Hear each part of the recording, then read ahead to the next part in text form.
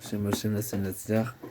Alors, il y a une partie qui est déjà en ligne, on a un petit peu déjà parlé sur Purim déjà vendredi. Et on va essayer de reprendre avec un petit peu plus en plus large.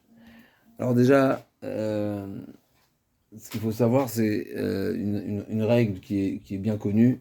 Quand une chose ou un événement a un nom, le nom, il exprime le sens profond de la chose. Et d'ailleurs, nous l'avons rappelé aussi plusieurs fois, Akadosh Baruch Hu, quand il a créé le Adam Arishon, il a dit aux anges, regardez comment Adam Arishon est sage et chacham, puisqu'il a une capacité que vous n'avez pas, laquelle d'avoir donné des noms aux animaux. Le fait de donner un nom, ça prouve la compréhension et le sens et la définition de la chose. Et d'ailleurs, plus que ça, l'Agma a dit, Rabbi Meir, il est Darish Bishma, comme ça c'est marqué une fois, l'Agma raconte une fois, Rabbi Meir avec d'autres Rachamim étaient en chemin, ils se sont arrêtés chez un aubergiste, et Rabbi Meir a demandé le nom de l'aubergiste. Et il lui a dit, je m'appelle Kidor. Kidor, c'est le nom, le passou qui dit Kidor Tapuchotema. Donc c'est un passou qui rappelle Dor Tapuchot, c'est une génération qui est complètement retournée, qui est immorale, qui n'a pas de... Donc Dor Tapuchot, donc Rabbi Meir n'a pas remis à l'aubergiste sa bourse, qui était l'habitude de remettre les consignes, etc. Et les Chachamim, ils ont oui posé, et à la fin, à la sortie de Shabbat, et les Chachamim ont demandé la restitution des biens, il n'aura pas donné. Rabbi Meir a dit, je vous avais dit, il ne fallait pas lui remettre. Donc des fois, le nom, il reflète la personnalité. Et d'ailleurs, nous l'apprenons aussi dans la paracha. Nous savons que les Imaot, plus particulièrement, mais déjà depuis Yitzhak a mérité le nom de Yitzhak. Pourquoi? Donc il y avait un événement, donc finalement ça reflète un événement, et pareil pour Reuven, pour Yehuda, etc. Particulièrement pour Yehuda, c'est marqué dans les Mefarshim, comme ça le Sforno explique pourquoi Yehuda a été appelé Yehuda, parce que Léa a remercié. Yehuda il a dit, Ata apam odet Hashem. Cette fois-ci, maintenant, une fois que j'ai mis au monde déjà le 4e enfant, alors Odet Hashem, je vais remercier Akadosh Baruch Hu, et vais mettre la question qui se pose, pourquoi jusqu'à présent il ne fallait pas remercier. Non, il y avait un remerciement très particulier, puisque les Imaot, donc toutes les Imaot, Sarah, Rivka, Vela, elles étaient toutes néviotes, elles étaient prophétesses, elles savaient que devait naître de Yaakov Avinu 12 tribus. Donc si on fait le calcul, il y a 12 tribus, il y a 4 femmes, donc chacune des femmes est censée avoir apporté 3 enfants. Donc après avoir eu 3 enfants, elle a eu le 4e, elle a dit maintenant je reconnais, c'est-à-dire je vais exprimer ma reconnaissance particulière. Pourquoi? Parce que jusqu'à 3, je peux considérer que c'est un acquis, que c'est normal, c'est naturel, c'est le partage naturel. Maintenant j'ai le 4e enfant, donc je ressens j'ai le devoir d'une reconnaissance particulière, et dire merci à Akadosh Baruch Hu d'avoir une part, d'être la mère d'une majorité de Shvatim, et au final elle en a eu 6. Le soir nous dit un chidouche extraordinaire. Qui est-ce qui a donné la force à Yehuda de reconnaître lors de l'histoire avec sa belle-fille, et il a dit Vayaker Yehuda Vayomer Tzadka Mimeni, qu'est-ce qui lui a donné cette force, ce courage de reconnaître, alors que c'était une grande honte quelque part, parce que c'est quelque chose qui ne se faisait pas. D'ailleurs, quand Yehuda a envoyé son associé, la personne avec qui c'était un associé, avec lequel il partageait ses troupeaux, il a dit va, je me suis engagé de lui remettre le Gedi Ezim, donc la bête. Il n'a pas trouvé, il a dit arrête de chercher. Pourquoi? Parce que d'aller chercher après une femme des rues, c'est honteux. C'est-à-dire il y a eu quelque chose qui s'est produit, et c'est quelque chose de honteux parce que ce n'était pas l'habitude. Comme ça, Rachid rapporte là-bas, c'est honteux, peigner la vouse, de peur que les gens viennent dire qu'est-ce que tu cherches, qu'est-ce qui s'est passé, il y a quelque chose, t'as eu des affaires, et parce que c'était pas l'habitude. Donc Yehuda, c'était une grande honte. En plus de ça, c'est lui-même qui a été à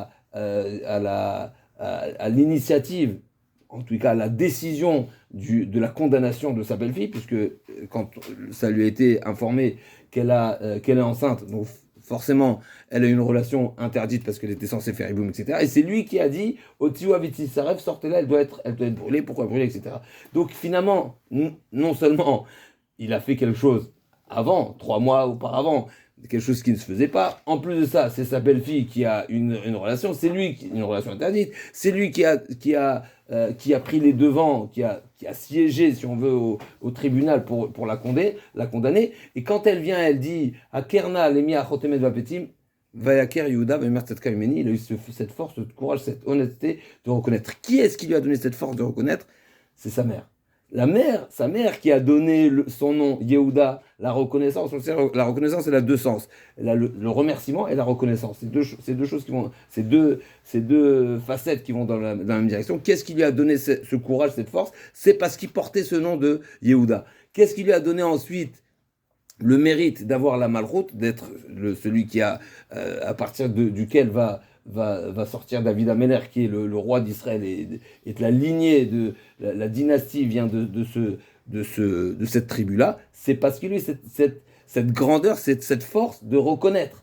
Celui qui reconnaît, quelque part, là, le caractère qui est demandé à un roi, c'est de reconnaître qu'il n'est pas roi. Parce que le seul roi, c'est Akadosh Baruch Hu.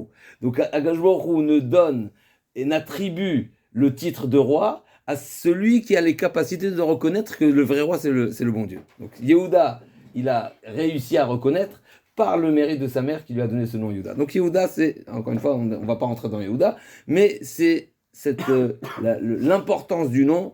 Et surtout, c'est quelque chose qui est important de rappeler. Aujourd'hui, souvent, les parents cherchent à donner des noms qui sont un petit peu modernes et qui viennent de nulle part. Il faut savoir que c'est une très grande importance de donner des noms qui sont déjà répertoriés. Il ne manque pas des noms dans la Torah, il ne faut pas chercher à être original. Le nom, il veut dire énormément. Comme on a dit, Rabbi Meir, il était d'Oresh Bishma. Celui qui porte un certain nom, il a une prédisposition à un certain comportement. Encore une fois, même si, bien sûr, c'est un travail, mais il a une prédisposition au comportement qui est défini par ce nom. Alors, la fête de Purim, si elle s'appelle Purim, comme la Megillah nous dit, pourquoi la Purim s'appelle Purim? Al-Shema Pour, c'est quoi le Pour? C'est le fameux Gora, le fameux tirage au sort. Qu'est-ce qu'il y a de particulier pourquoi Ramim ont trouvé l'appellation? La seule appellation qu'ils ont trouvée, c'est ce fameux tirage au sort qui a été lancé par Haman et qui est tombé le mois de Hadar, etc. Qu'est-ce qu'il y a? Si Chachamim ont choisi ce nom-là, c'est essentiel au sens de la fête. Alors, on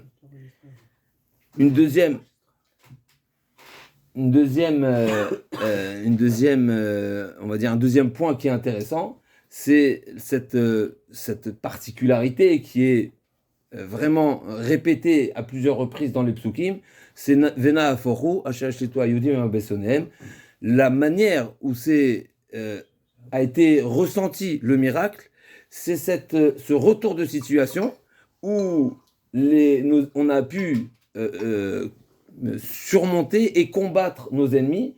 Et à nouveau, là aussi, c'est quelque chose de très essentiel à Purim, une raison pourquoi on se déguise, etc. On a cette notion de retour de situation qui reflète le sens profond, encore une fois, de Purim, et on va essayer de donner une certaine explication. Alors, pour revenir d'abord au début de l'histoire, la Gemara nous dit dans Megillah, Haman, qui est un descendant de Amalek, c'est un petit-fils, n'est-ce pas, Haman Agagi. Agagi, on sait que c'est le roi de Agag qui n'a pas été tué par Shaul HaMelech. D'ailleurs, c'est pour ça que les Shvatim en voulaient à Mordechai d'après une certaine explication, parce qu'il vient du Shevet Binyamin, qui vient de Ish Yehudi Aya Beshushan Amira, Ushma Mordechai, Ben Yair Ben Shimi Ben Kish Ishimini. Donc Yemini, c'est quoi Yemini? C'est de Binyamin. Donc d'un côté, il est Ish Yehudi, ça veut dire qu'il vient du Shevet Yehuda, et d'un côté, c'est marqué Yemini, c'est qui vient de Binyamin. Donc l'Agma répond qu'il vient des deux tribus. Et une des on va dire, des accusations qu'il y avait sur Mordechai, qui était le chef de Sanhedrin, c'est qu'il vient de Shaul HaMelech, qui n'a pas fini Amalek. Et donc on a encore, voilà, on est plus de 500 ans après, puisque là on est dans la période entre les deux temples, n'est-ce pas? On est à la fin des 70 années d'exil qui se sont déroulées entre les deux temples. Donc donc on est Shaul HaMelech, c'est avant la construction du premier temple. Donc 500 ans après, à peu près 500 ans après, il y a la destruction du temple, 70 années d'exil. On est vraiment les dernières années d'exil. On est vraiment tout près de la reconstruction du deuxième temple. Et donc Aman, qu'est-ce qu'il a, donc le descendant d'Amalek, il a, on va dire, il a argumenté envers Achashverosh, il a utilisé des arguments pour, on va dire, pour dissuader Achashverosh de combattre les Juifs. Puisque quand Aman est venu présenter le projet, alors Achashverosh lui a dit, celui qui s'attaque aux Juifs, tu sais très bien ce qui se passe. Tous ceux qui sont attaqués aux Juifs, en démarrant par les Égyptiens, ils ont fini dans la mer, etc. Et Sancheriv, et tous ceux qui ont voulu s'attaquer aux Juifs. Et en plus de ça, si je vais exterminer toute une nation, alors les peuples, tous mes qu'on appelle ça, pardon? Vassaux. Tous les sujets. Oui, tous les sujets, exactement. Tous les sujets vont dire, si tu accorderas, comme si tu as mis à terre, tu as mis une partie de ton royaume, mais c'est pas ton kavod. C'est pas le kavod du roi, comme ça Achashverosh se défend, c'est pas le kavod du roi d'exterminer tout un peuple. Ça va faire une tâche. Comme si tu devais le liquider, c'est-à-dire finalement avoir utilisé comme solution la liquidation d'un peuple, c'est que finalement tu n'arrives pas à faire avec eux. Ça veut dire quelque part ils te dérangent, quelque part c'est un problème. Et sur ça, Achashverosh, et sur ça, Aman, il a répondu à tous ces arguments. Il a dit quoi? Yeshno am echad mefuzar umforad ben amim. Il a cité cette fameuse phrase qui est bien connue, sur laquelle, on va essayer de détailler chacun des points, sur laquelle est marqué dans l'Agmara, Letman de Yada Lishna Bishak et Aman. Il n'y a personne qui n'a égalé Aman dans son savoir-faire du Lashon Hara. Combien le Lashon Hara il est terrible. C'est-à-dire, avec cet argument, Achashverosh a tourné sa veste. Alors bien sûr, Achashverosh, c'est pas qu'il ne voulait pas du mal. Au contraire, lui aussi, il était partisan de cette même idée. D'ailleurs, l'Agma elle donne un exemple. C'est comme celui qui se retrouve avec un monticule de terre dans son jardin et il cherche à s'en débarrasser. Et son voisin qui a des crevasses dans son terrain, il cherche à les remplir. Ils se sont retrouvés. Il lui dit très bien, j'ai besoin de terre. Il est parti, il est venu lui récupérer la terre qui est trouvée chez son voisin. Et comme ça, il a bouché les trous. Finalement, c'est exactement ce qui s'est passé entre Aman et Achashverosh. Les deux souhaitaient se libérer, qu'on appelle ça, arriver à s'entendre sur à solutionner, voilà, à ne pas être dérangé par les Juifs, parce que effectivement, encore une fois, il y a un enjeu ici, c'est qu'Achashverosh, il détient les ustensiles du Beth Amikdash. Et le grand dérangement de Achashverosh, c'est est-ce que son règne couvre tout le monde ou pas? Il y a un problème, c'est qui? C'est le juif. Pourquoi? Parce qu'il savait très bien que Jérémia a annoncé que les années d'exil sont d'une durée de 70 ans. Lui, ça fait que quelques années qu'il est au pouvoir, et il avait, Sheva Vesrom Medina, la Gemara dit, Achashverosh fait partie des rois qui ont régné sur tout le monde. Tout le monde. Mais il y a un problème. Ça va bientôt s'arrêter, puisqu'ils vont retourner en Israël, ils vont construire le Beth Amikdash, et tout le monde sait, quand il y a le construction du Beth Amikdash, c'est l'expression de c'est la résidence d'Hachem. Donc le règne d'Israël, on sait très bien que le règne d'Israël, automatiquement, on ne fait pas le poids. Donc il y a un problème ici. Il avait ce souhait de ne pas être dérangé par le juif. Et d'ailleurs, la Megillah nous raconte au début de la Megillah, qu'est-ce qu'il a fait pendant ces festivités de 180 jours? Il a sorti Vekelim Shonim, il a sorti les ustensiles du Beth Amikdash. Pourquoi il était important de sortir les ustensiles du Beth Amikdash? Parce qu'il prétendait avoir réalisé avoir bien compté les 70 années, et il était arrivé au terme des 70 années. Les 70 années, on n'a pas été délivré. Ça veut dire qu'il n'y aura pas de délivrance. Donc je suis tranquille. À ce moment-là, je peux sortir les ustensiles du Beth Amikdash. D'accord? Donc les ustensiles du Beth Amikdash, il avait cette retenue. Encore une fois, c'est pas des imbéciles, même si d'après un avis, Achashverosh, il était Ahmar. Mais il y a un avis, non. Ils avaient quand même cette retenue parce qu'ils savaient très bien que d'utiliser les ustensiles du Beth Amikdash, c'est quelque chose d'extraordinaire. Juste pour la parenthèse, l'Agma nous dit dans Nedarim, l'Agma nous raconte une histoire magnifique avec Rabbi Tarfon. Rabbi Tarfon, une fois, l'Agma, elle enseigne qu'à partir d'un certain moment, quand on est à la fin de la période des récoltes, il y a un moment donné, le propriétaire du champ, il abandonne volontairement ce qu'il y a dans le champ parce il ne compte plus revenir récupérer les petits restes. Et donc ça devient FKR. Là, comme ça, m'a dit dans Baba Mtia, tu vas arriver bientôt dans le deuxième Pérec. Mi chez El Chouba Nemushot. Donc on sait bien qu'il y a des mitzvot particulières concernant les récoltes où il faut abandonner une partie de la récolte pour les pauvres.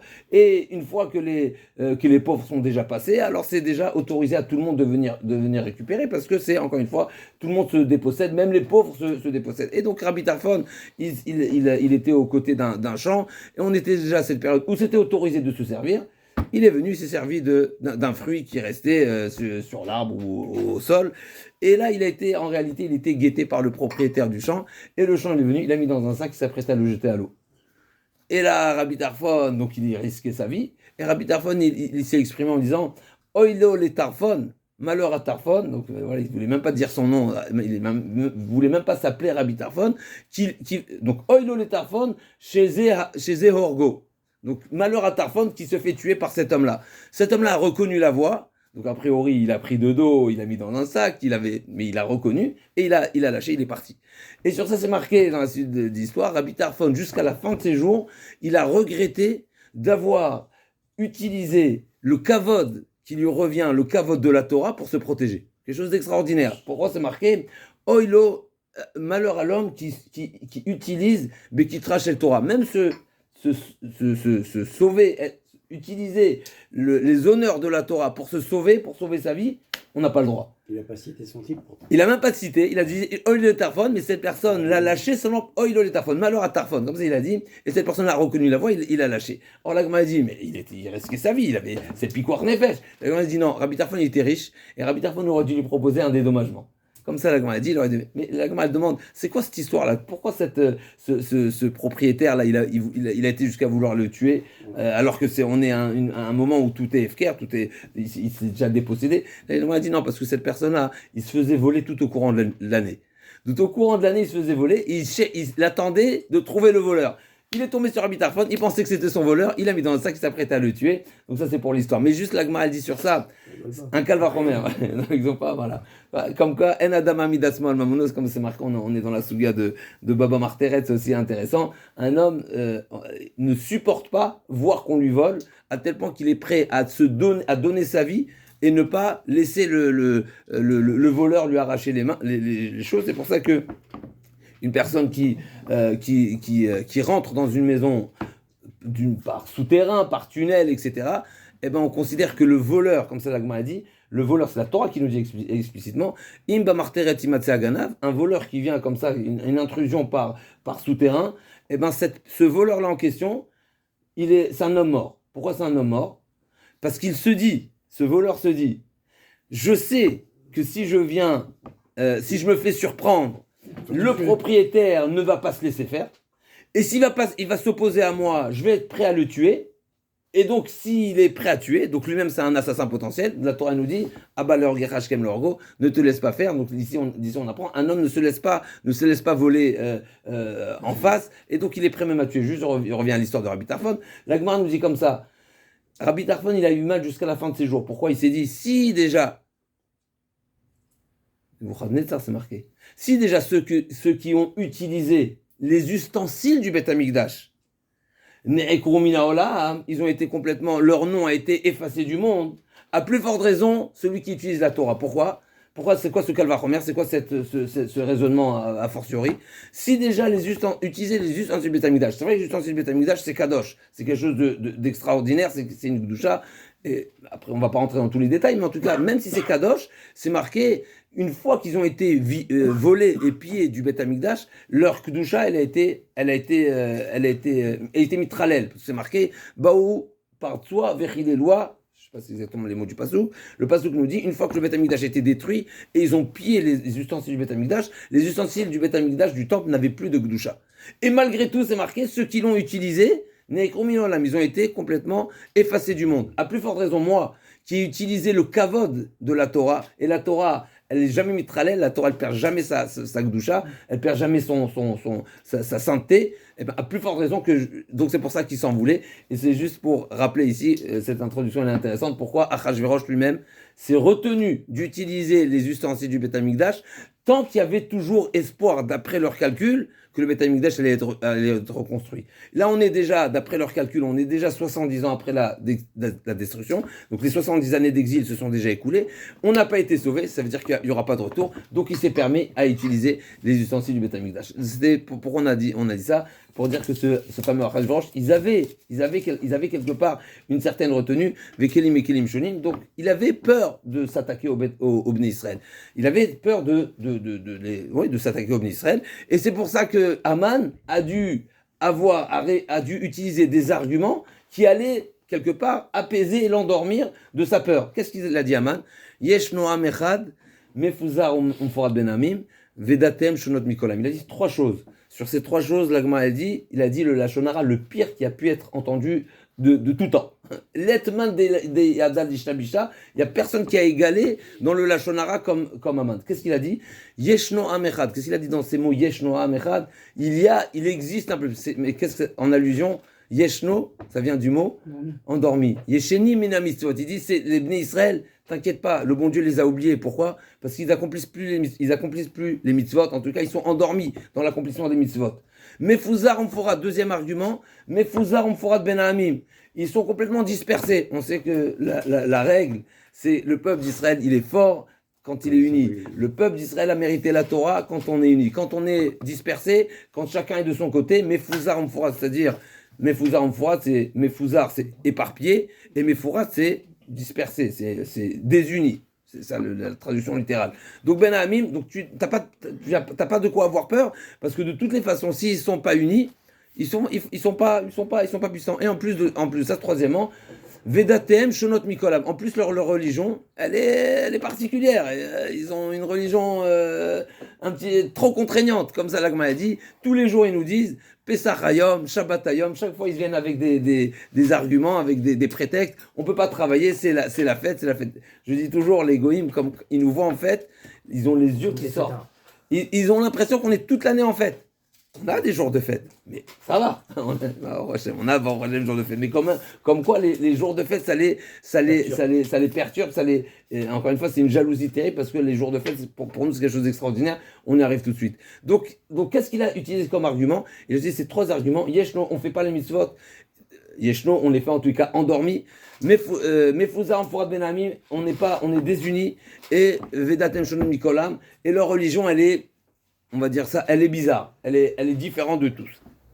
Bémet, comment on va retrouver ici, dans ce Lachon Hara, comment on va retrouver cette source et cette origine de Amalek? Amalek, c'est marqué, donc on a dit que Haman, c'est un des descendants de Amalek. Amalek aussi, il est venu il nous a attaqué d'une certaine manière. Alors déjà, pour le contexte, Amalek aussi, il est venu à un moment très particulier, à la sortie d'Égypte. À la sortie d'Égypte, où on s'est défait totalement des Égyptiens, de cette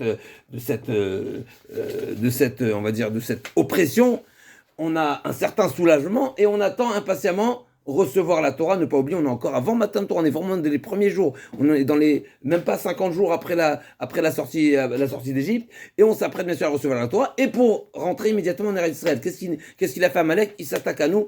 Et ce qu'il faut savoir, on l'a dit, on le répète, il faut savoir que l'empreinte de Amalek, malheureusement, elle a eu une atteinte sur les Bnei Israël, et ça, d'après certains Mefarshim, si je ne me trompe pas, c'est toujours le Sforno qui dit, si on a fauté ensuite la faute du veau d'or, le 50 jours après le don de la Torah, c'est parce qu'on avait une empreinte de Amalek, et on va revenir sur ça. C'est-à-dire, Amalek, finalement, il nous a refroidi, comme c'est marqué, on va le lire ce Shabbat, donc très important, la lecture de cette semaine, Shabbat Zachor, c'est bien connu, le Shulchan Aruch nous dit, d'après un certain avis, ça fait partie des rares lectures qui sont une obligation de la Torah.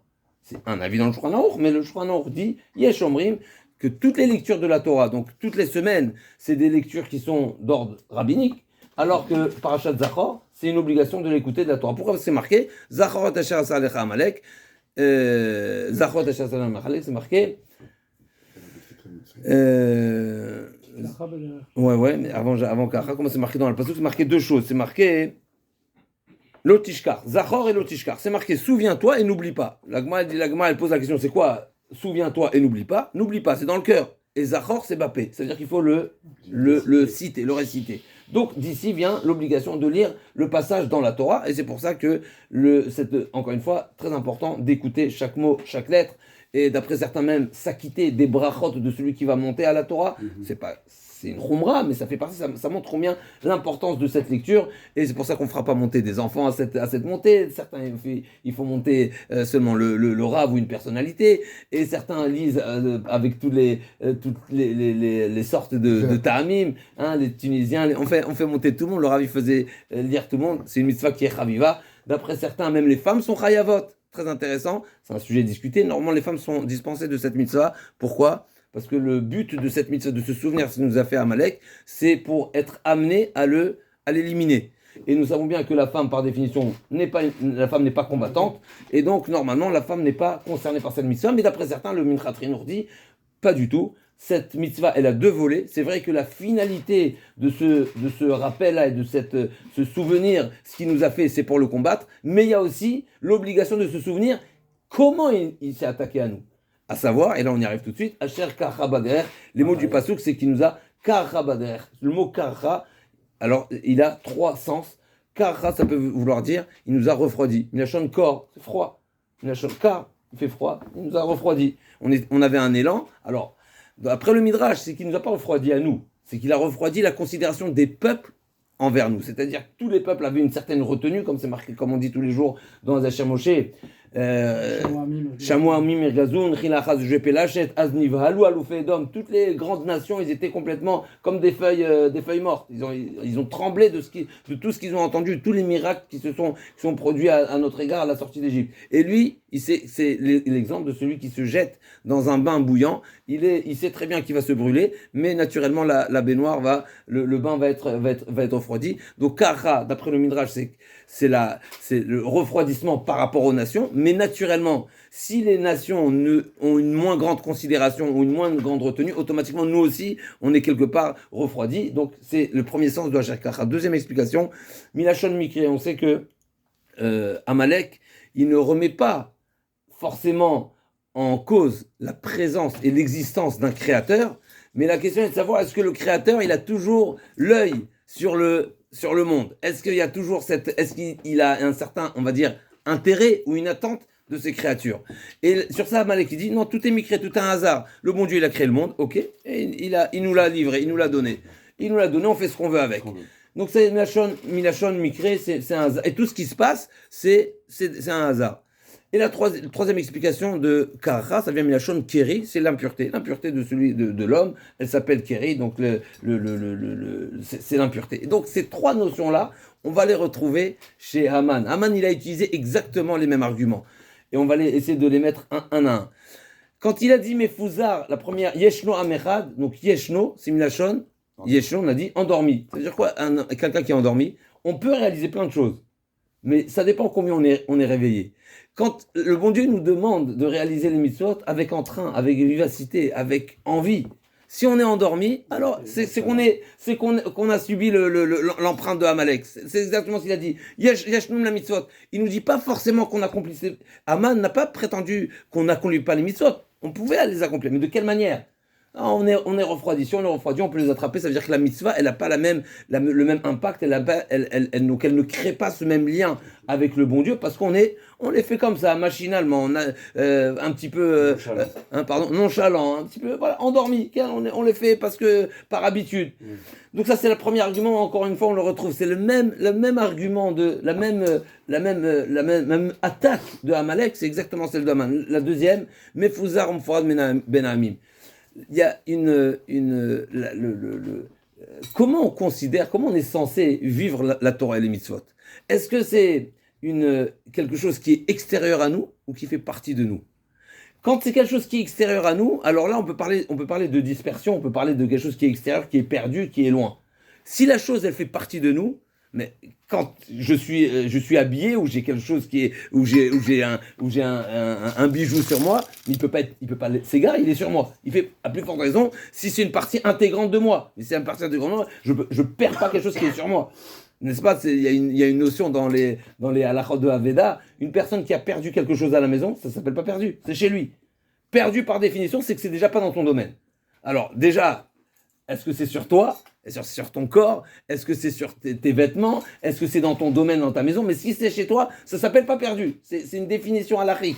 Une personne qui ne retrouve pas quelque chose chez lui, même si ça fait des années, à part un cas très... Ouais, non, même si ça fait des années, il n'y a pas de Iyush, ce qu'on appelle, ça s'appelle Iyush Birchut, il n'y a pas de... même celui qui s'est désespéré, le désespoir de quelque chose qu'on possède, qui se trouve chez nous, c'est pas un désespoir. Pourquoi? L'Agma a dit comme si que son réchoute, comme son domaine, gardait en sa faveur.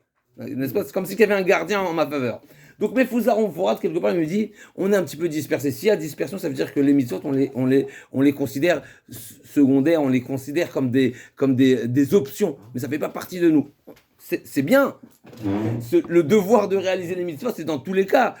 Qu'on les fasse au top ou pas au top, celui qui a fait, il est acquitté. La question, c'est, est-ce que la mitzvah, elle est suffisamment... Elle fait suffisamment partie de nous pour que la mitzvah nous protège. C'est ça la question. Troisièmement, qu'est-ce qu'il a dit?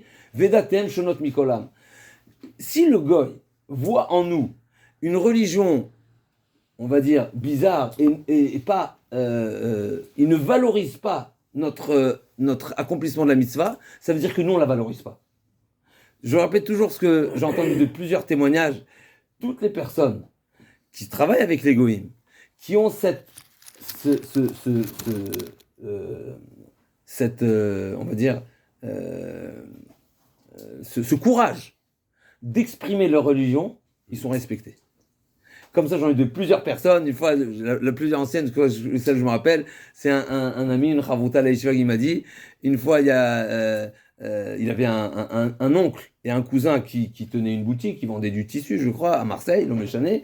Et une fois, il y a un client qui est venu acheter. Donc, c'était des grossistes. Et donc, ce client, il voulait négocier. Donc, le père, il était là, il était à la boutique. Il arrive le jour où c'était le père qui était là. Et le client, je ne sais pas si c'était un arabe ou pas, je suis pas raciste, tout va bien. Mais en tout cas, il a dit, non, je préfère négocier avec ton fils. Il a dit, pourquoi? Il a fait comme ça. Il a dit, le fils, il avait la kippa, je préfère négocier avec le fils. Quelque part, c'est quelque chose de, pour moi, c'est... On n'a pas besoin de savoir exactement ce qu'ils sentent et ce qu'ils comprennent, est-ce que c'est profond ou pas. Mais en tous les cas, le fait même de dire, j'ai une considération, j'ai une familiarité, je me sens mieux de négocier avec quelqu'un qui est croyant, ça veut dire qu'il considère la croyance du juif. C'est quelque chose d'extraordinaire. Il y a un autre qui m'a dit, il est rentré, alors c'est pas forcément par la kippa, mais en entrée de jeu, il a dit, la première réunion de collègues, il a dit, sachez, je suis juif, je suis sioniste, je suis religieux, je mangerai pas avec vous. C'est pas parce que j'ai quelque chose ou parce qu'on est en désaccord ou quoi que ce soit, tout simplement parce que je mange cachère et je pourrais pas m'attabler avec vous.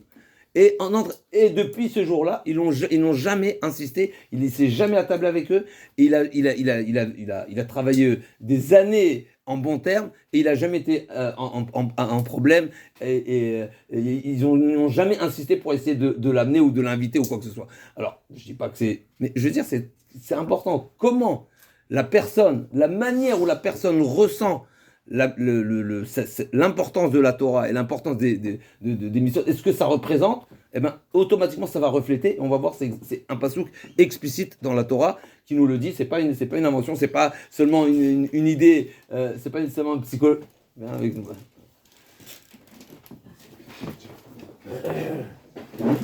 C'est pas une idée lointaine, c'est un pasouk explicite. On va revenir dessus. C'est marqué dans la Torah. Il y a plusieurs psukim. Il y en a un qui m'est pas revenu, mais ça va revenir. Bezat Hashem, ça viendra. C'est marqué dans le pasouk Veraou kol hameharetz ki shem Hashem nikra alecha v'yarumika. Toutes les nations verront que le nom d'Hashem se trouve sur vous. Verront comme ki shem nikra alecha v'yarumika, ils te craindront. Et pour finir la parenthèse, ce qui n'est pas une parenthèse parce qu'on revient tout de suite, ça fait allusion au tefilin. Et l'ou tefilin chez Baroche, c'est sur les tefilin qui a été dit, quand les goïms verront qu'on met les tefilin, c'est-à-dire que le nom d'Hachem, on a pour nous c'est une fierté d'avoir les tefilin sur la tête, eh bien ils te craindront, on revient tout de suite. Quel a été le renversement de situation de ces trois accusations finalement? Je passe et on revient dans un instant. C'est marqué la Yehudim, Haïta, Ora, Vesimra, Vesonvika. Le retour de situation de toute les décrets qui ont été à la charge des Bnei Israël. Une fois qu'on a été sauvé, alors qu'est-ce qu'on a retrouvé? La Yehudim Haïta Ora, on a mérité une aura, c'est un sentiment de clairvoyance. Aura, Simcha, c'est quoi Simcha l'agma? Donc l'agma dit c'est quoi la aura? C'est quoi le or? C'est quoi la lumière? C'est la Torah. Aura ou Torah. Simcha, on a mérité des jours de joie. C'est quoi le jour de joie? C'est Yom Tov. On y arrive. Sasson, c'est la Mila. Sasson c'est Mila, comme c'est marqué. Sasson Ochalimratecha, comme c'est marqué que David Amelech, on revient tout de suite. Et Vikar, c'est les Tfilin. C'est-à-dire que il faut trouver le parallèle, puisqu'on a dit que la fête de Purim, c'est ce fameux Vena Forou, où il y a eu un retour de situation total. Ce qui nous a été accusé, si Rachamim atteste que le Lachon Hara, la médisance de Haman, quelque part, elle était reconnue comme une médisance qui avait sa place. Ça veut dire quelque part, le reproche que Haman a présenté à Achashverosh, il était juste, il était véridique. Ça veut dire qu'on avait un problème on faisait les mitzvot, mais on dormait, on faisait un petit peu les mitzvot, mais elles étaient un petit peu extérieures à nous, et on ne valorisait pas les mitzvot. Quand on a mérité le Nes de Purim, eh ben tout est revenu, c'est-à-dire la Yudim Haïta Ora, c'est-à-dire qu'on a retrouvé la Torah, on a retrouvé le Yom Tov, on a retrouvé la Mila, et on a retrouvé les Tfilin. C'est-à-dire qu'on les a retrouvés. Ça ne veut pas dire forcément. D'après certaines explications, on ne les accomplissait pas bien, les mitzvot. D'après certains, on ne les faisait pas bien. Pardon? Ah, on n'a pas accepté la Torah. Attends, on y arrive à la Torah, on y arrive à la Torah, ça va être la clé, mais ça veut dire si Haïta Ora, et Chachamim nous enseigne, Haïta Ora, ça veut dire qu'on a retrouvé la Torah, on a retrouvé le Yom Tov, on a retrouvé la Mila, on a retrouvé les Tfilin, ça veut dire qu'effectivement, jusqu'à présent, eh ben on les accomplissait peut-être, mais pas d'une manière maximale. D'après certains, encore une fois, on n'accomplissait pas bien. Même la Mila, on la faisait pas bien. Qu'est-ce que ça veut dire? Il faut vérifier, mais en tous les cas, il faut approfondir. Mais en tous les cas, ça nous était reproché, même la Mila nous a été reproché quelque chose d'extraordinaire, puisque normalement, la Mila, de tout temps, on l'accomplit. Alors, il est où le parallèle? On a dit tout à l'heure, Yeshno, la première accusation, c'est qu'on dort. Quelqu'un qui est joyeux, il dort pas. Donc on a retrouvé la simcha, c'est-à-dire qu'on a retrouvé une personne qui est joyeuse, une personne qui est content de ce qu'il fait, c'est il le fait avec plénitude, il le fait volontaire, il le fait pas comme ça. Quelqu'un, c'est l'opposé de celui qui dort, n'est-ce pas? Donc simcha, Yom Tov, Sasson, on a dit c'est la Mila. La Mila, c'est une partie intégrante de nous, qu'on veuille ou qu'on veuille pas. Qu'on soit actif ou passif, qu'on dort ou qu'on soit dans un endroit où on ne peut pas réaliser de mitzvah, c'est la seule mitzvah qui nous accompagne tout le temps. D'ailleurs, qui est-ce qui l'a dit? C'est David Amelech. David Amelech, une fois, il est rentré au bain, il a dit, mais je suis dénudé de mitzvot. Et il a dit, non, j'ai la Mila. Même dans cet état-là, même quand je suis au Bet Amechat, même quand je suis dans le bain, où c'est un endroit où, non, on ne pense pas au bon Dieu. Après certains, on a le droit de penser au bon Dieu, je passe. Mais en tous les cas, je suis dénudé, littéralement, de mitzvah. Non, j'ai la Mila. La Mila, c'est le symbole d'une mitzvah qui nous accompagne tout le temps et qui fait partie, qui est dans notre chair. C'est la seule mitzvah qui fait partie de notre chair. Qu'est-ce qu'il a dit? La deuxième accusation, c'était quoi? Mais Fouzaram Fourad, les mitzvahs, c'est quelque chose d'extérieur à eux. Pas du tout. On a réintégré la mitzvah de Mila, justement que toutes les mitzvot, elles étaient à l'image de la mitzvah de la Mila. De même que la mitzvah de la Mila, c'est une partie intégrante, toutes les mitzvot, après ce miracle de Purim, on a revalorisé et revécu et reconsidéré les mitzvot comme si ça fait une partie intégrante de nous. Troisième niveau, c'est quoi le troisième niveau? Vikar, c'est les tfilin. Ça ne suffit pas, il y a trois niveaux. Il y a d'abord la réalisation des mitzvot, pleinement avec joie. Il y a le deuxième niveau qui est je le fais avec joie, mais ça peut rester un projet extérieur à moi. Le deuxième niveau, c'est le considérer, non, c'est une partie intégrante, c'est ma chair, c'est ma peau, c'est mon corps. Et troisième niveau, je le vis tellement pleinement que ça rejaillit à l'extérieur. Que même le goy, quand il les voit, il voit que je fais Bessimcha. On est bon, pas trois niveaux dans de plénitude et de sentiment, de conviction qui me rend joyeux en accomplissant les mitzvot. C'est non seulement je le fais avec joie, non seulement je le considère une partie de moi, mais en plus de ça rejaillit à l'extérieur. C'est ça les trois niveaux qu'on a mérité le jour de Purim, à réintégrer, à revivre. C'est ça la grande dimension, c'est ça ce qu'on doit ressentir à Purim, c'est ça la vraie joie de Purim. Maintenant la question elle est, qu'est-ce qui a fait qu'on est arrivé à ce niveau-là? Qu'est-ce qui nous a amené à revivre cette situation? La réponse elle est, la première, c'est le début. Horaz au Torah, c'est la Torah. C'est grâce à la Torah c'est la règle de tout. Celui qui étudie, celui qui s'investit, celui qui découvre, celui qui sent la Torah. Tamour ou Kitov Hashem, quand on sent, quand une personne approfondit dans le sens des mitzvot, quand on voit la profondeur, quand on voit la logique, quand on voit la beauté, quand on voit les raisonnements, c'est quelque chose, comme il dit le Orachem Akadosh, si on ressentait la beauté de la mitzvah, on serait fou. On n'aurait rien fait d'autre au monde que d'étudier la Torah. Celui qui ressent le goût de la Torah comme ça, il Torah, celui qui, si les hommes, comme ça il parle de tout le monde, ça veut dire que même celui qui étudie, ça ne veut pas dire forcément qu'il ressent le grand délice et la grande finesse de la Torah. C'est pour des grands qui s'investissent, qui se donnent et qui considèrent la Torah. Alors celui qui Torah, alors on aurait tout abandonné. C'est comme celui qui est Amavzi et Favdalot, ceux qui sont passionnés de maths, de physique, de médecine. Ils sont complètement, c'est des gens très souvent qui sont complètement très simplés, déconnectés. Tu les vois toujours dans les vapes, ils sont toujours dans leur vie. Pourquoi ? Parce qu'ils sont obsédés par la chose. À plus forte raison la Torah, qui n'est pas une science, ça reste physique, ça reste matériel. Même la physique et les maths, ça reste toujours abstrait, parce que bien sûr, on sait bien, c'est ça la grande discussion entre les scientifiques et les philosophes, n'est-ce pas ? Mais en tout cas, c'est sûr que ça reste quelque chose d'après. Donc, plus la chose elle est abstraite, plus on a on a envie de la découvrir. À plus forte raison que la Torah. La Torah, c'est la Chochma d'Hachem qui est infinie, qui est complètement infinie. À plus forte raison, celui qui se verse et qui s'investit dans l'étude de la Torah. Encore une fois, chacun à son niveau, mais surtout ce qui est important et ce qui est un devoir de chacun, c'est de fixer un moment d'étude. Comme c'est marqué, après 120 ans, une des premières questions qui vont nous être posées, c'est Nasata venatata bemuna et Kavata itim la Torah. Est-ce que tu as fixé un moment d'étude ? Et la définition, halakhiquement parlant, de ce que veut dire fixer un moment d'étude, c'est renoncer à toute affaire à ce moment-là. Que le monde s'écroule, je renonce pas à un moment d'étude. C'est ça la définition de Kavata itim la Torah, que ce soit kavua, que ce soit un moment fixe. J'ai décidé 1 heure de temps, de 10h à 11h, de 11h à midi, je ne sais pas à quelle heure tu fais ton daf yomi. Monte et descend. Le Biden ou Trump qui viennent, rien du tout. Le monde n'existe pas. Une fois, on me raconte une histoire. Une fois, il y a quelqu'un qui a dit il était dans les affaires et un beau jour, il a été pris, voilà, il a voulu se ressaisir, il a décidé du jour au lendemain qu'il allait fixer un moment d'étude et qu'il allait étudier un certain nombre d'heures dans la journée. Et à ce moment-là, donc il était censé rentrer à la maison et sa femme lui envoie, il se fait appeler et il dit à cet envoyé, va dire à ma femme, je suis mort. Et il dit, je suis mort.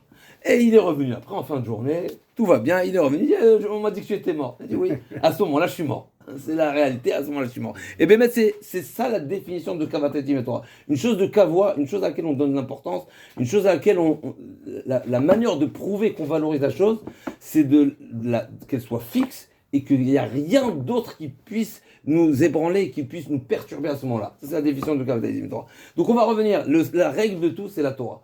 Et la question qui se pose, c'est ça veut dire quoi qu'au moment de Purim, on a retrouvé la Torah? Alors il y a la grande dracha de la Gemara qui est bien connue. C'est marqué dans la Gemara. Moda Rabba l'Oraita, la Gemara dit, il y a une grande excuse et prétexte que tout homme d'Israël pourra se défendre quand il sera convoqué là-haut après 120 ans. Pourquoi on ne s'est pas donné à l'étude de la Torah? On va dire tout simplement, tu sais pourquoi? Parce qu'on a été forcé. C'est marqué, Vaïtiatsevu bitartitar. Le bon Dieu nous a mis la montagne sur la tête. On était forcé à accepter.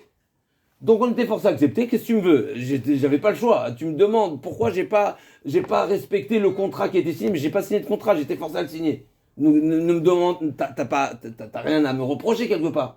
Et bien mettre la question qui est posée, c'est pourquoi il était nécessaire au bon Dieu de nous mettre la montagne sur la tête, alors qu'on a déjà dit volontiers, Naaseh v'nishma. Une des réponses, donc on a déjà dit, on est prêt à s'engager sur la totalité de la Torah. Donc pourquoi il était nécessaire que le bon Dieu nous force? Une des réponses, c'est qu'effectivement, on s'est engagé sur la Torah écrite, mais pas la Torah orale. La Torah écrite, c'est le nombre de psukim, le nombre de mots, le nombre de lettres, tout est compté et est défini. Ce qui est défini, on peut s'engager. C'est humain de s'engager. Ce qui est indéfini, la Torah, c'est marqué la Torah orale, Rechava Miniyam, elle est plus large, même si tous les océans étaient de l'encre, on n'aurait pas suffisamment de quoi écrire toute la Torah orale. La Torah orale, c'est infini. Donc si c'est infini, humainement parlant, on ne peut pas s'engager. Et même si on venait à s'engager, c'est un engagement qui est nul. Par définition, on ne s'engage, et une transaction et un contrat n'a de valeur et de sens seulement si la personne s'engage de quelque chose qui est engageable. Une chose qui n'est pas définie, comment tu peux me demander de m'engager sur quelque chose que je connais pas, qui n'est pas défini, par définition il est indéfini. C'est impossible. On est bon ou pas? Donc la Torah orale, humainement parlant, je ne peux pas m'engager. Même si je venais à dire, avec toute la volonté du monde, je venais dire, je m'engage, c'est faux. On sait qu'il y a une règle dans les règles de transaction. Il est imposé, halachiquement parlant, on ne peut pas vendre un bien qui n'existe pas. C'est-à-dire un bien qui n'est pas encore présent, qui n'est pas encore concret, ce qu'on appelle dans les termes de la Gemara, davar shelo ba la'olam, c'est une chose qui n'est pas encore concrète, qui ne sait pas encore, qui n'existe pas, c'est invendable. Celui qui vient dire la production que je vais produire à la fin de l'année, je te la vends, d'après la Torah, c'est nul. Ça s'appelle davar shelo ba la'olam. Tu vends qu'on appelle ça un projet. Vendre un projet, c'est nul d'après la Torah. Tu ne peux vendre que du concret. Alors, c'est vrai qu'aujourd'hui, on a un peu de mal avec ça. Ça restera. Pardon? Tout ce qui est métaverse, tout ça, c'est... Sans parler de ça, juste même la vente d'une production, c'est nul. La transaction est nulle. Tu n'es pas propriétaire de ce bien pour pouvoir la vendre. C'est un projet. Tu as toute la bonne volonté, t'as l'usine, t'as la fabrique qui est prête à être lancée, t'as les tissus, t'as les matériaux, ce que tu veux. C'est créé ou pas. Toi, tu me vends un produit qui n'existe pas, c'est pas une transaction. À plus forte raison, si je te dis, je te vends quelque chose que je vais programmer. Ouais, on parle pas de quelque chose qui est déjà programmé, qui est sur la route de partir, n'est-ce pas? Quelque chose qui... Donc, à plus forte raison, quelque chose que je connais pas. Comment je peux m'engager? C'est quoi la définition de Torah TVLP? Toute la Torah orale, c'est on va dire, tout ce qui n'est pas écrit littéralement. Tout ce qui n'est pas écrit littéralement dans la Torah, c'est Torah Tout ce Sheba'al. qui n'est pas dans le Tanakh. Littéralement. Il y a des Tout. kilomètres, des kilomètres. Le Rechava Miniyam, tout. Ça veut dire tout ce qui est... C'est plus que ça, mais je veux dire plus que ça. Même ce qui est marqué, c'est de la Torah orale. Parce que tu as besoin des codes pour définir ce qui est marqué. Oui, pour comprendre, ok. Donc ça veut dire que finalement tout est oral. Alors, ok, maintenant, quand ils ont écrit Amoraïm, Tanem, quand ils ont écrit Gemara, on parle. Alors, autrefois, c'était tout est oral, tout était dans la tête. Ils l'ont écrit parce qu'on oubliait. En un mot. D'accord, très bien. Toute la Torah orale, elle a été... Pourri, mais il n'y avait pas de. Ah ouais, on y arrive. Donc la Torah orale, c'est inhumain de s'engager, donc l'engagement est nul. Qu'est-ce qu'il a fait le bon Dieu? Le bon Dieu, il nous a mis la montagne sur la tête. C'est quoi cette notion de mettre la montagne sur la tête? Je vais essayer de très bref. Mais Rashi nous dit sur la paracha, Yesovevenu, Yevonenu, Itzerenu Keshoninu, comme ça le Pashou dit pas souvent à Zinou. Yesovevenu, le bon Dieu nous a encadré, il nous a mis à ses côtés à 3 reprises, de 3 manières. Premièrement, avec le plus simple, c'est pas dans l'ordre, mais avec les Hanan et Kavod, on a eu cette protection par les Hanan et Kavod, par les nuées, qui était une protection qui nous aplanissait le sol, qui blanchissait les vêtements, qui nous protégeait des flèches des ennemis, etc. Premièrement, c'est une première protection. Deuxième protection, qui n'est pas exactement cette forme de protection, mais c'est proximité, c'est qui nous a donné cette chance de camper autour du Mishkan, autour du Mishkan, oui, comme les anges. C'est-à-dire, c'est marqué qu'au moment de Matan Torah, le bon Dieu, il a ouvert tous les cieux et il nous a dit, je vous montre, j'ai pas de concurrent. Je suis le seul. Enon milvado, comme c'est marqué dans le pasuk explicitement, Atem reitem ki min Hashem dibarti machem. Vous avez vu que je vous ai parlé du ciel. C'est-à-dire quoi vous avez vu? C'est-à-dire que le bon Dieu il a tout ouvert. Comme ça c'est marqué, Patach et Elonim et Tatartonim, et il n'y a pas de divinité. S'il y a une autre divinité qui vient se présenter, qui se présente. Donc il a tout montré. Et à ce moment-là, qu'est-ce qu'on a vu? On a vu que les anges aussi campaient de cette manière autour du trône céleste. Il y avait des groupes d'anges à droite, à gauche, devant, derrière. On a dit, nous aussi on veut pareil. Nous aussi on veut ressembler aux anges. Le bon Dieu il a dit, tu veux? Tiens, tu vois. Tu veux? Nous aussi. Nous on a eu les drapeaux. C'est de cette manière qu'on a campé. Ça c'est la deuxième expression, on va dire, de très grande proximité. Donc on fait partie de comment on appelle ça, du premier cercle autour d'Hachem, la représentation d'Hachem sur terre. Donc automatiquement c'est une protection. On fait partie du premier cercle.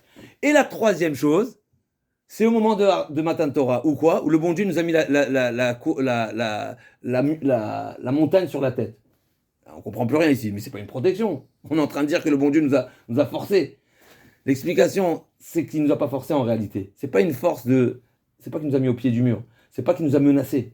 C'est vrai que dans les mots du Midrash, c'est marqué, Akadosh Baruch Hu leur a dit, si vous acceptez la Torah Mutav, Veimlav Shamte qui vous retraîne, là-bas sera votre tombe.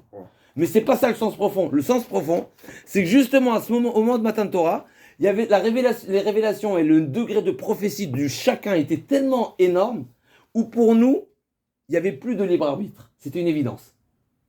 C'est-à-dire, on a tellement vu, clairement, compris, senti Akadosh Baruch Hu, que tout est une évidence.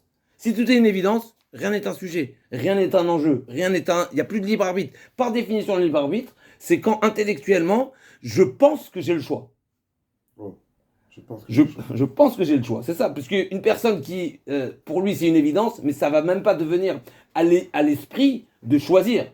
Si tu as le choix, c'est parce que c'est un petit peu flou, c'est parce que comment c'est marqué, c'est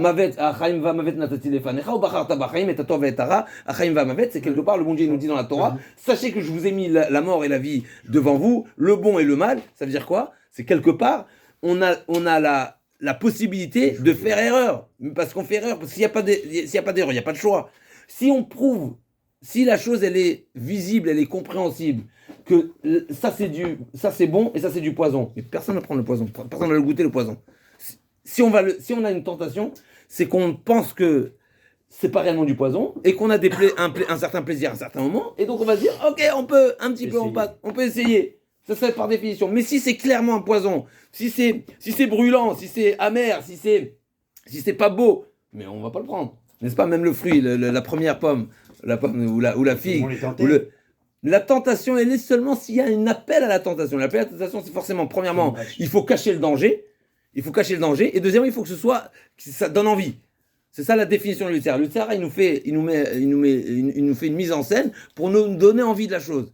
Mais s'il ne nous donnait pas envie de la chose, on n'aurait rien fait. Il n'y a pas de raison de goûter si c'est pas beau, si ça n'a pas une belle. C'est pas comme c'est marqué, c'est explicité dans la Torah, c'est marqué. Vatera Isha, Kito va être Machal, Kita Veolenaim, n'est-ce pas il donne envie, il est beau à voir, il est bon, n'est-ce pas? C'est ça ce qui lui a donné envie de manger. Mais si la chose n'est pas belle, n'est pas appétissante, on va pas tomber dessus.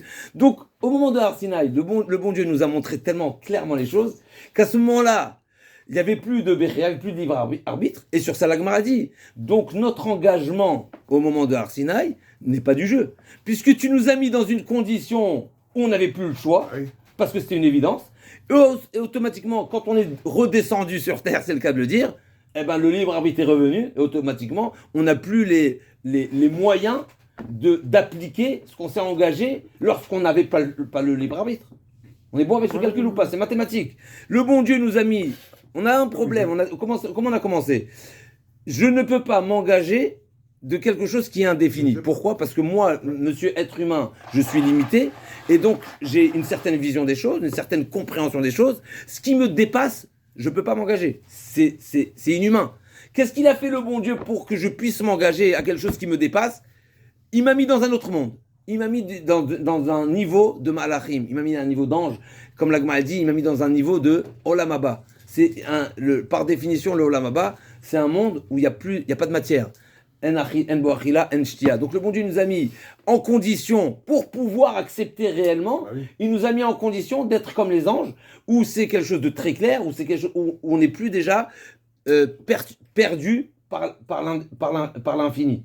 Parce que c'est l'homme, en étant matériel et en étant limité, qui ne veut pas s'engager sur l'illimité. Parce que par définition, je suis limité. Donc un engagement de quelque chose qui me dépasse, il n'est pas logique. Non. Le bon Dieu, il nous a fait sortir de notre petitesse, et automatiquement, l'illimité, il est plus un problème pour nous. Et donc on a accepté la Torah. Sur ça, donc on a accepté à ce moment-là l'illimité. La Torah orale, illimitée. Mais encore une fois, quand on est retombé sur Terre, eh ben, on revient à notre état initial. Et notre état initial, c'est limité. Donc si on est limité, ben, l'engagement c'est comme si on avait hypnotisé quelqu'un ou on l'avait shooté et la personne elle a signé, mais quand il revient à son état normal, il me dit non mais si je le relis le texte, mais je signe pas. C'est exactement ce qui s'est passé. Donc la Gemara a dit notre engagement au monde Matan Torah, zéro. Donc le bon Dieu ne peut pas nous en vouloir.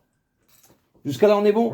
Mais la Gemara a dit Hadar ki blob Achashverosh. Autant d'Achashverosh, nous avons réaccepté ce que nous avons accepté en état forcé, à ce moment-là, on l'a accepté de plein gré. Et pourquoi ?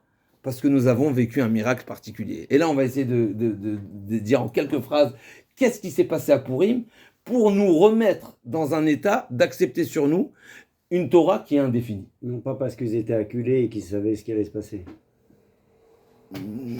Non. Ça veut dire quoi ? On savait qu'est-ce qu'on savait ? Par rapport au décret qui allait être donné. Oui.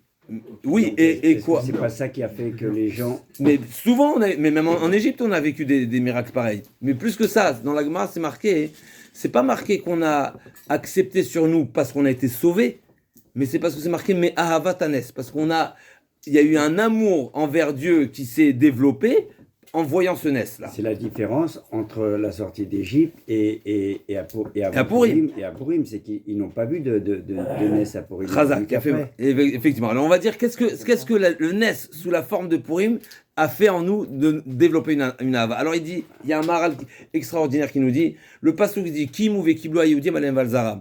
C'est marqué qui est-ce qui s'est engagé de lire la Megillah avant que ce soit imposé. C'est nous-mêmes qui avons pris sur nous de lire la Megillah. C'est-à-dire que le jour où il y a eu ce retour de situation, où il y a eu Vena Forou, où on a constaté que tout s'est retourné sur nos ennemis, là on s'est posé la bonne question. C'est quoi la bonne question ? Si la situation s'est renversée de cette manière, eh ben, il faut faire un replay. On va voir depuis quand le bon Dieu déjà nous prépare ce miracle. Et donc ils ont pris sur eux de relire la Megillah. C'est-à-dire relire la Megillah, on sait que la Megillah, elle a duré 3-4 ans, même plus. C'est marqué au début de la Megillah, c'est marqué Bishnat Shalosh le Molcho. Ensuite, c'est marqué, donc c'est la 3e année de règne. Et ensuite, c'est marqué Bishnat Sheva le Malchuto. Donc il y a au moins 4 ans, 3 ans et demi, 4 ans d'histoire. Donc toute cette histoire, on s'est dit, s'il y a eu un tellement grand miracle, ça veut dire qu'il y a eu quelque chose d'extraordinaire qui s'est produit, c'est que naturellement, il y a quelque chose qui s'est préparé, ça fait très longtemps. Et c'est ce qu'on appelle cette fameuse notion de Nes Nistar, d'un miracle qui est caché, c'est-à-dire, on s'est posé la question, comment on va retrouver à travers toute l'histoire la présence divine et la programmation de ce Nes. Et c'est à ce moment-là qu'on s'est dit, on va raconter l'histoire depuis le début. Qu'est-ce qui s'est passé au début ? Déjà, Achashverosh, qui est Achashverosh ? Achashverosh, il vient pas de la famille royale, il vient de nulle part. Il a pris... Hein ? Pas le Froignier. Pas le Froignier. Chazak du roi précédent. Mais il s'est marié avec... De la reine. De la reine. De la princesse. De la princesse. Et il s'est marié avec Vachi, qu'elle faisait partie d'une famille royale. Qu'est-ce qui s'est passé ? Il était fou il était dans sa folie de la boisson. Il a demandé à sa femme quelque chose d'inhabituel, mais qui pourrait être acceptable. Et qu'est-ce qui s'est passé ? Il a demandé quel va être le sort de sa femme. À qui il s'est adressé pour poser la question ? En premier, au Chachamim. C'est marqué Yodé Haïtim, c'est marqué, c'est marqué Vakarov Elav. Yodé Haïtim, comme c'est marqué Vayomer Achashverosh El Chachamim Yodé Haïtim. C'est quoi Yodé Haïtim ? Littéralement, c'est ceux qui connaissent les temps. C'est-à-dire quoi ? Ils connaissent les temps. La particularité des juges, des juges des Bnei Israël, c'est quoi ? C'est avoir cette chorma de savoir fixer, on va dire simplement, le calendrier. C'est marqué dans la Torah qui un des secrets particuliers qu'on détient, c'est ce fameux calcul, aujourd'hui on a des machines, mais c'est ce calcul qui est instauré déjà depuis Hillel, le petit-fils de Hillel Azaken, le petit-fils de Rébi, où il nous a déjà préparé le calendrier. Le Achashverosh s'est adressé aux Chachamim. Que faire de Vashti? Les Chachamim, on dit, il y a un vice ici. Pourquoi? Si on va dire que d'après la Torah, il faut la condamner, mais il va se lever de son vin et il va dire quoi? Vous m'avez tué ma femme. Ouais. Et si on va la défendre, on va dire non, elle n'est pas condamnée. Qu'est-ce qu'il va dire? Il va dire vous défendez la reine et moi vous ne me défendez pas, vous défendez les honneurs de la reine et moi non. Quelque part lui il est un petit peu complexé parce que lui il vient pas de la famille royale, sa famille vient de la famille royale. Donc Ram ils ont dit on est embêté. De dire blanc on va être condamné, de dire noir on va être condamné, on dit rien. Qu'est-ce qu'ils ont dit? On est en exil, on n'est pas en mesure de répondre à la question. Donc il est parti chez les proches, donc il a demandé à ses ministres. Qui est-ce qui a répondu qui est-ce qui a condamné Vashti? Il était placé le combienième? Le 7e. Mais Moukhan c'était le dernier. Mehida, il doit partir. On t'envoie l'enregistrement. Qui est-ce qui a répondu à la question? Aman qui était le dernier. Pourquoi? Parce que tous les autres aussi, probablement, ils ne savaient pas. Ils savaient qu'il y avait un enjeu et c'était un problème de condamner ou de ne pas condamner. Donc tout le monde s'est tué. Qui est-ce qui a répondu? Mais Moukhan, quelque part, il était Herman, n'est-ce pas? Il avait une certaine gava, c'est sa gava qu'il a dépassé, etc. Mais en tout cas, donc si on se pose la question, mais rien ne va déjà. Rien ne va déjà dans ce sens-là. Déjà, c'est Achashverosh. Deuxièmement, c'est Haman qui répond. En plus de ça, sa femme elle a été tuée. Qu'est-ce qui se passe? Le lendemain, il le met en Premier ministre. Mais ça va pas ou quoi? Ne pas oublier, Achashverosh, il avait amer d'avoir tué sa femme. C'est quoi la preuve? C'est marqué quand, à la fin de l'histoire, quand Esther accuse Haman de vouloir tuer son peuple et donc la tuer à elle, Achashverosh, qu'est-ce qu'il a dit à ce moment-là? Comme on dit en israélien, Nafala Simon, il a dit ah, mais toi, Haman, t'as tué ma première femme, tu veux tuer ma deuxième. C'est pour ça qu'il va comme Mishte Bacham, comment c'est marqué? Vayakom, Amenach Achashverosh.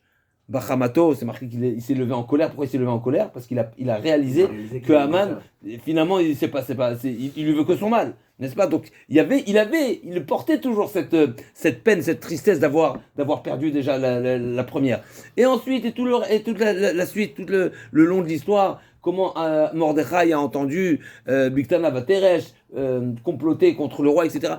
Tous les événements, finalement, on a tous pris conscience qu'il fallait faire un replay et se poser la question et prendre conscience qu'au final, chacun des détails de la Megillah qui sont mentionnés, qui sont écrits, qui sont récités, chacun des détails, finalement, on peut retrouver là-bas à Kadosh Baruch Hu.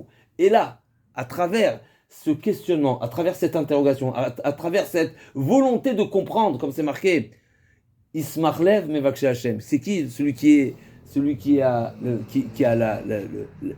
ressenti de joie, Ismarlev, c'est une joie intérieure qui est forte.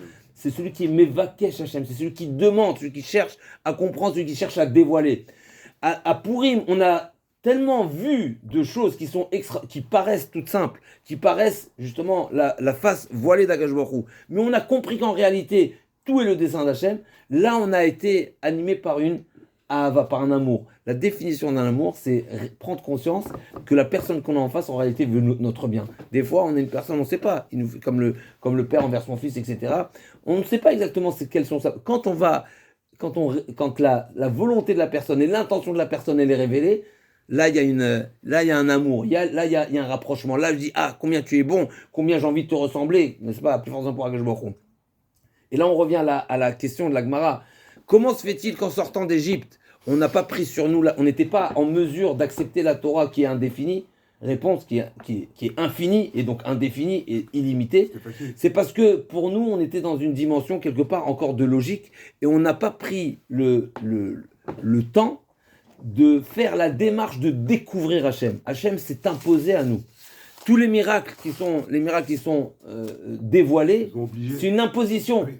Donc automatiquement, on n'a pas eu cette démarche et cette discipline de faire une démarche personnelle de découvrir Hachem. Donc on n'a pas développé en nous la ahava, l'amour. Quand il y a amour, il n'y a plus de compte. Une personne qui aime, il fait pas de calcul. Comme la Gemara dit, une fois il y a un mine, il y a un renégat, un non-croyant qui a vu Rava plonger dans son étude et il avait les mains en dessous, il était assis et il avait les mains en dessous, il était assis sur ses mains et ses mains saignaient.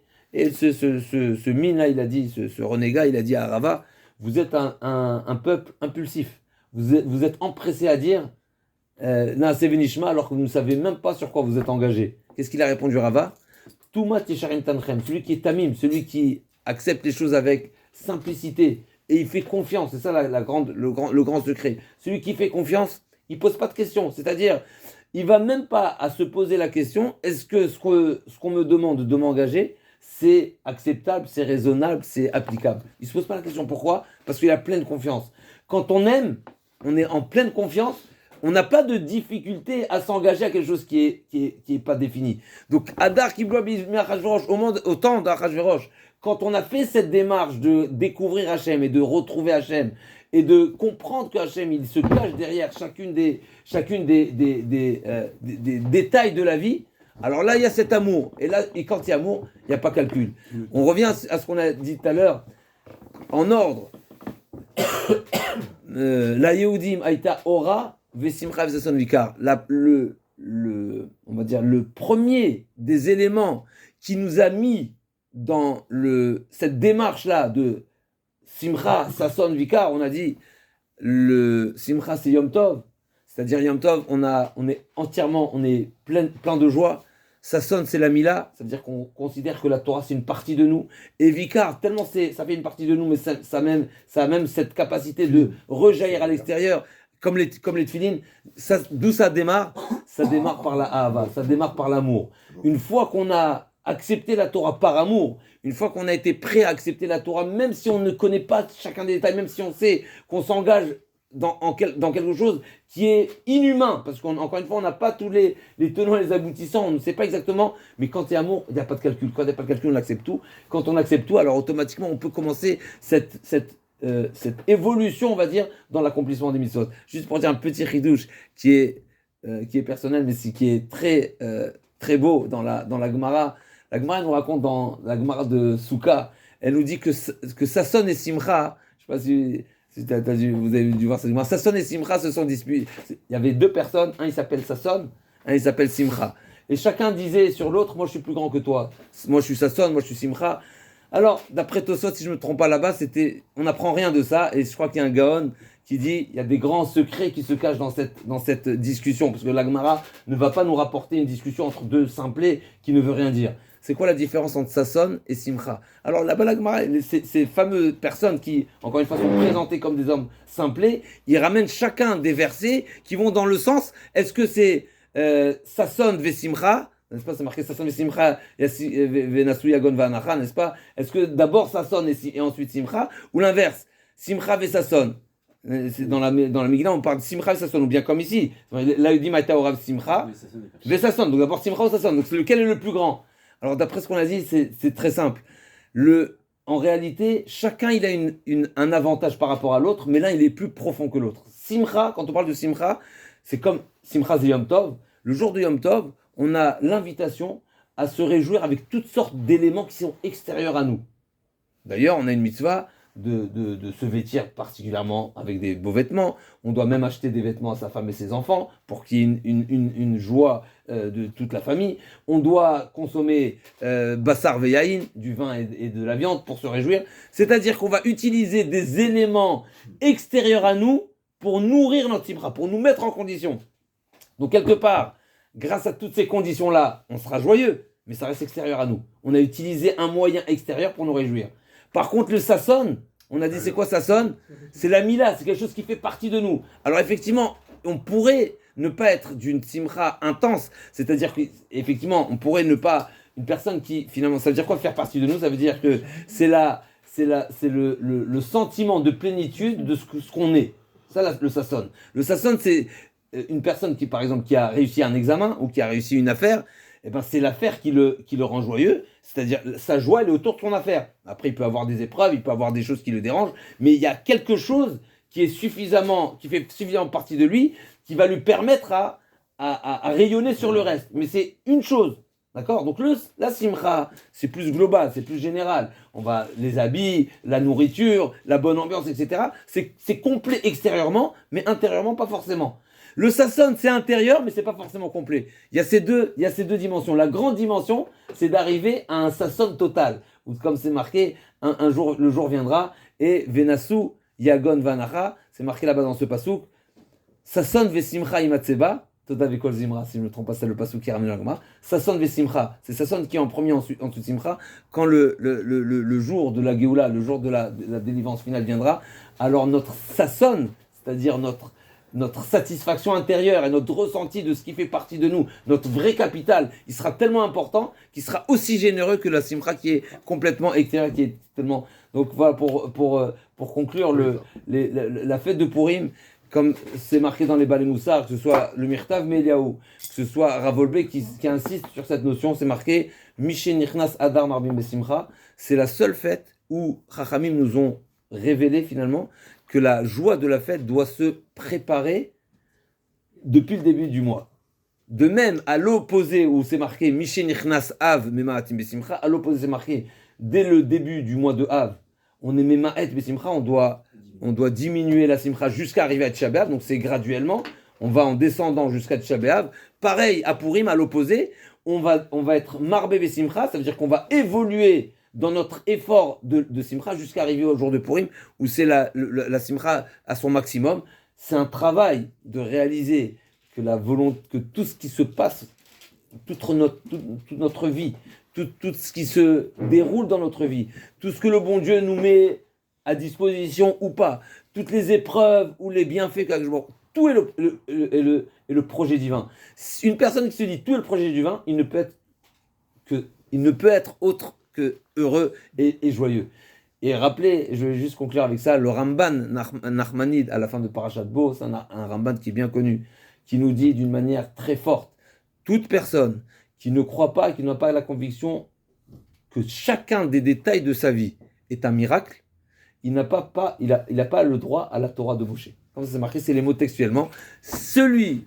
Tout ce que Hachem fait à travers les miracles dévoilés, c'est pour nous faciliter à croire que tout est miracle.